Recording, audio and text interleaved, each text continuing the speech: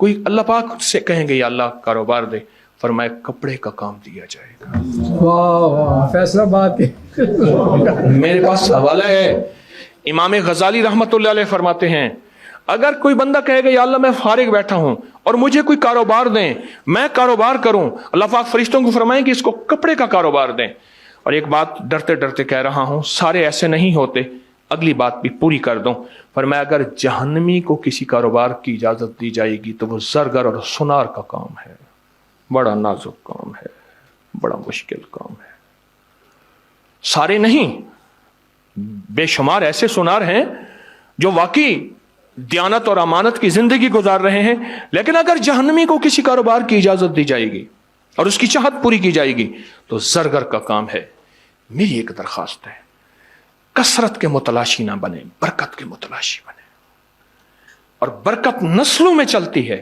دیکھیے تین چیزیں نسلوں میں چلتی ہیں، تین چیزیں، ایک دعا، ایک بد دعا جسے لعنت بھی کہتے ہیں، اور ایک برکت ٹریول کرتی ہے، نسلوں میں چلتی ہے۔ کیوں کہتے ہیں؟ اس بندے کو کسی کی دعا ہے، اس خاندان کو کسی کی دعا ہے، اس کو ماں باپ کی دعا ہے، پھر ایک لفظ اور بھی کہتے ہیں، بس وہ دعا والا سائبان اس سے چلا گیا، ایک شجر سایہ دار میرے سر سے اٹھ گیا، سارے جہاں کی دھوپ میرے گھر پہ آ گئی، وہ دعا اٹھ گئی۔ تین چیزیں نسلوں میں چلتی ہیں، ایک دعا، ایک بد دعا، اور ایک برکت۔ برکت اس کو ملتی ہے جو برکت کی تلاش کرتا ہے۔ میری درخواست آپ کی خدمت میں ہے، برکت کے متلاشی بنے۔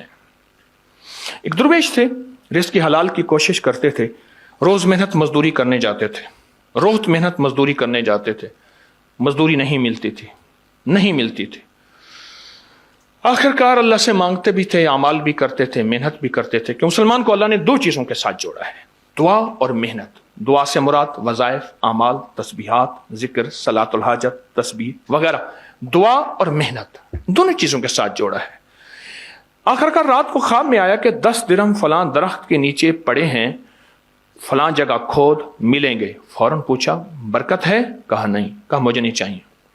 سو بیوی کو کہا کہ آپ برکت کی تلاش کر رہے ہیں، بچے بھوکے مار رہے ہیں، سونے دیا پھندنا تو ہی ستا پیا، نیانے پکے پہ آٹا مکیا پیا، بچے جو ہیں بھوکے مر رہے ہیں، آپ دعا کی کر رہے ہیں؟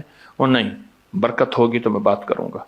دوسری رات پھر خواب آیا کہ 5 درہم فلاں درخت کے نیچے ہیں، آپ لے لیں۔ کہا برکت ہے؟ کہا نہیں ہے۔ صبح بیوی سے کہا کہ چلو 10 گئے، 5 ہی لے لیں۔ کہا نہیں۔ تیسری رات پھر خواب میں آیا 2 درہم فلاں درخت کے نیچے ہیں، کہا برکت ہے؟ کہا ہاں برکت ہے۔ گئے 2 درہم لیے۔ اب سوچنے لگے 2 درہم کا کیا کروں، اس 2 درہم کو کروں تو کیا کروں؟ اللہ نے دل میں ڈالا کہ مچھلی لے لے۔ مچھلی لی۔ جب بیوی نے مچھلی کے گل پھڑے کھولے تو اس کے اندر سے 2 جواہر، 2 موتی، 2 لال نکلے۔ اب سمجھ گئے ہے کوئی قیمتی پتھر، ہے کوئی قیمتی پتھر، سمجھ گئے۔ اب جو اس کو لے کے گئے جوہری کے پاس، اس نے دیکھا، حیران ہوا، انہوں نے کہا یہ جوڑی لالوں کی جوڑی جو لفظ مشہور ہے، یہ تو دنیا میں، کائنات میں ناپید ہے، کہاں سے ملی؟ کہا ایسے ایسے مچھلی سے ملی۔ کہا سچ یہ ہے، اس کی قیمت میں ادا نہیں کر سکتا۔ القصہ بادشاہ کے پاس پہنچا۔ بادشاہ نے کہا مجھے زندگی میں اس کی تلاش تھی، اس کی اجرت نہیں دے سکتا، 80 خچر سونے اور چاندی کے بھر لو، اس سے بھی زیادہ اجرت ہے۔